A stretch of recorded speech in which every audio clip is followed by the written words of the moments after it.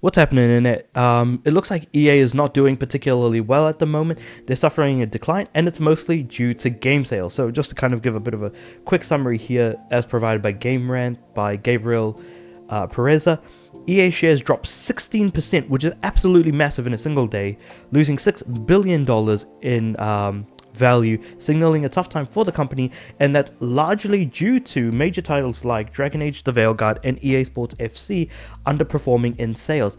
And despite underperforming, EA Sports FC 25 is the 8th best-selling game of 2024. Now, this can go a couple of different ways, but let's first talk about Dragon Age. So, the game Dragon Age actually underperformed by 50%. So they had about 1.5 million players since its release, but the problem is that they were actually expecting to have 3 million players by release.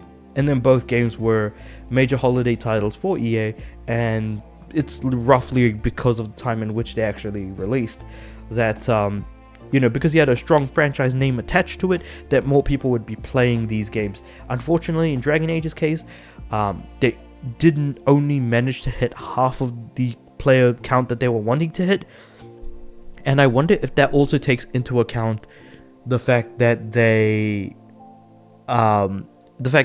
must have been returns as well. I feel like that being said, however, a lot of the internet did get on Dragon Age's case, including myself, saying that I did not like a lot of the writing that was being spread around, and that the way in which they showed off Dragon Age is not the way they should have shown off the game at all.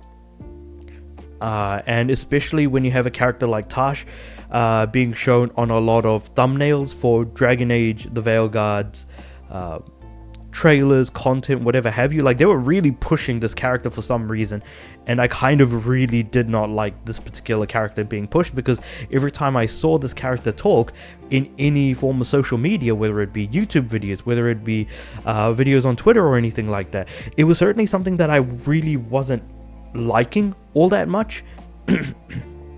But very much this was a very take it or leave it type of situation. That being said, we can at least say with absolute certainty that Dragon Age the Veilguard did in fact absolutely fail to meet sales targets and projections, and by meeting it only halfway is definitely going to, sting the pocketbooks of EA, and especially in regards to the stock dropping by a massive amount.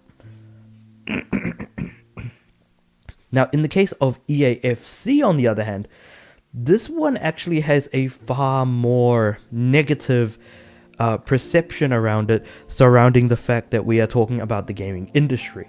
Now, we know that for a fact that sports games are some of the highest selling games of all time across many months. Every year, we'll see sports games at the top of the best-selling games list. It's always Call of Duty and sports games, whether it be the EA sports games, whether it be the 2K sports games like WWE 2K, NBA 2K. You have Madden, who's always there, and you also have I was gonna say EAFC, FIFA there. But the funny thing is that FIFA did have a bit of a falling out with EA. EA did not want to renew the license because it feels like FIFA might have been asking for a bit too much money, and as a result, they then parted ways.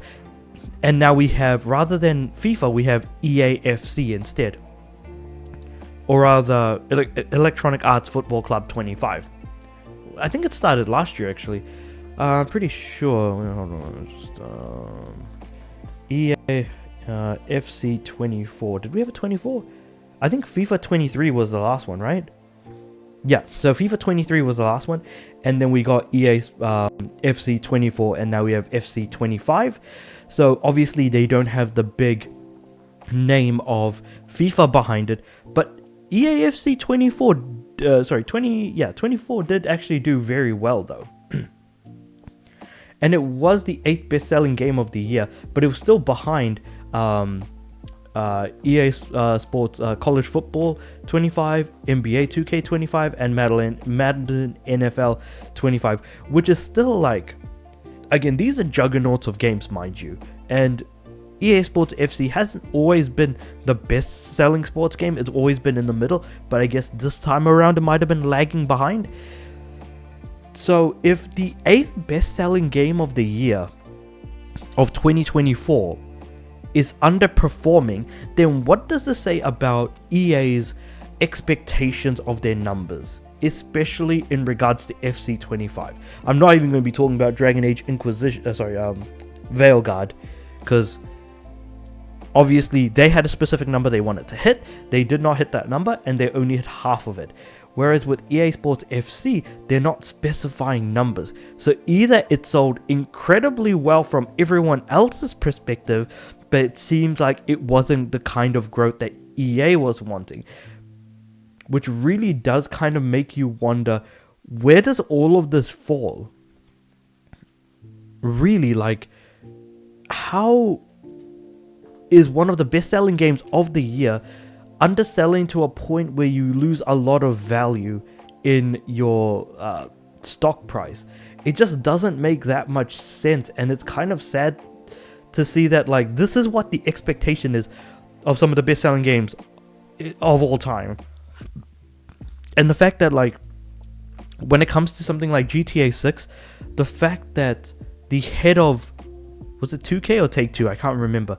Pretty much the parent company of Rockstar, I think it's Take-Two, did in fact say that they're going to make $3 billion because of the release of GTA 6. Because the question then becomes, wait, if they only make $2.9 billion, then are they going to start cutting staff, shutting down studios and panicking and running for the hills or something like that? Because keeping in mind that the difference between 3 billion and 2.9 billion is, by all accounts, 100 million. So it's one of those things where expectations are put in place, but they kind of do need to be realistic. Were their numbers realistic? Are they really basing it off of numbers from the past? Or are they trying to be greedy and increase the numbers a little bit more than usual in order to try and, show them in a more positive light? Because this could hurt companies massively, and if it does hurt companies massively, it'll affect the games that come out of them, and as a result we'll get less games. Granted, we would much rather have less in number but higher quality games, which is why I think that Steam should definitely have some sort of quality control on their end. At least not as much as what the Steam Greenlight system used to have. That was very opening floodgates type of erroneous releasing. But hey, it is what it is. I am interested to know what you guys think about all of this in the comments below, though. Do you guys really think that one of the best-selling games of all time deserves to at least be given some credit here? Or is it that just, hey, EA is just going to be greedy? And I feel like it's definitely going to be the latter, because again, when it comes to faceless corporations, it's easy to kind of blame them. And I mean, like, Andrew Wilson will always be called Android Wilson because he's just a robotic mess of a human being. But with all that being said, however, I am interested to hear what you guys have to say about all of this in the comments below. Like the video if you liked it, subscribe to the channel. I'm aiming for 500 subs by the end of the year, and with all that being said, I do upload every day, so I'll see you guys tomorrow.